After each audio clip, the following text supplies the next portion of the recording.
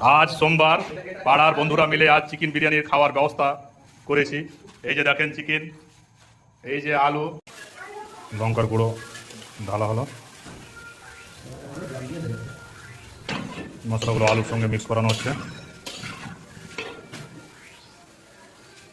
এই যে মাংসগুলো ভাজা হচ্ছে,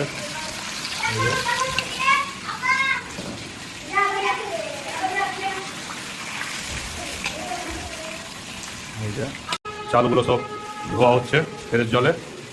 এই যে মাংসগুলো হাঁড়ির সব নিচের তলাতে সাজিয়ে রাখা হলো, তার উপরে গ্রেভি ঢালা হচ্ছে। তারপর চালকে সিদ্ধ করে ওই 50% সিদ্ধ করে দেওয়া হলো। বিরিয়ানি তৈরি হয়ে গেল। এরপর ভাপ দেওয়া হবে, তার বিরিয়ানি তৈরি হয়ে গেল। এবার খাবার পালা।